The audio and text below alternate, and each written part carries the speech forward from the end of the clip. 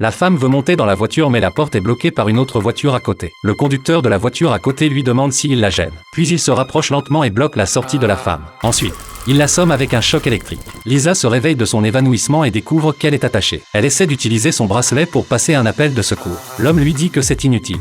Il n'y a pas de réseau dans cette zone. De plus, tu es trop loin du téléphone pour pouvoir appeler. Heureusement, Lisa a une habitude. À chaque sortie, elle cache un petit couteau dans sa poche. Elle coupe discrètement les cordes avec le couteau. Et elle continue de parler avec l'homme. Pour masquer le bruit que fait la corde lorsqu'elle est coupée, Lisa saisit l'occasion et attaque l'homme. Mais elle échoue et la voiture percute un grand arbre. Ils ne sont pas gravement blessés dans l'accident. Lisa, profitant du fait que l'homme ne s'est pas encore remis, coupe rapidement les cordes autour de ses pieds avec le couteau. À ce moment-là, l'homme arrive derrière elle. Il lui rappelle de ne pas tenter de s'échapper. Parce qu'avant de monter dans la voiture, il lui a injecté un relaxant musculaire. En moins de 20 minutes, son corps sera totalement immobile. Lisa ne prête pas attention à ses paroles et se précipite dans la forêt. Le problème est qu'elle a laissé tomber le couteau pendant sa fuite. Peu après, Lisa commence à ressentir des picotements dans ses mains et ses pieds. Elle bouge ses doigts et réalise qu'elle ne peut même plus toucher son pouce. Elle règle un compte à rebours de 20 minutes. Elle espère pouvoir s'échapper avant que son corps ne perde complètement sa mobilité. Le compte à rebours atteint rapidement les 3 dernières minutes. Ça ne va pas, car l'homme court plus vite qu'elle. Elle doit trouver un endroit où se cacher. Peu après, l'homme la rattrape facilement. À ce moment-là,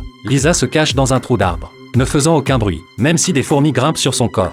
Ce qui est effrayant, c'est qu'elle se trouve juste à côté d'un nid de fourmis. Les fourmis sont de plus en plus nombreuses sur son corps. Lisa ne peut pas retenir un cri. L'homme suit le bruit. À sa grande surprise, Lisa grimpe directement dans la rivière. Son corps étant inerte, elle se laisse emporter par le courant. Heureusement, un arbre tombé bloque son chemin et elle parvient à grimper sur le rivage. À ce moment-là, 90% de ses muscles sont incapables de bouger. Elle peut seulement avancer difficilement, un petit mouvement à la fois, alors que sa respiration devient de plus en plus lente. Le réveil du compte à rebours retentit. Lisa perd complètement la capacité de bouger. Elle peut seulement ouvrir les yeux et attendre sur place. À ce moment-là, un véhicule de tonte de gazon apparaît derrière elle. Un vieil homme la remarque. L'homme âgé examine son état. Il remarque que bien que Lisa soit immobile, ses yeux réagissent encore. Lisa peut répondre en clignant des yeux. Il lui demande si elle a besoin qu'il appelle la police. Lisa cligne des yeux avec force. L'homme la place alors dans une petite brouette. Il la transporte jusqu'à sa petite cabane. Juste au moment où il s'apprête à appeler la police, quelqu'un frappe à la porte. Lisa, effrayée, cligne des yeux rapidement, espérant que l'homme comprenne son message.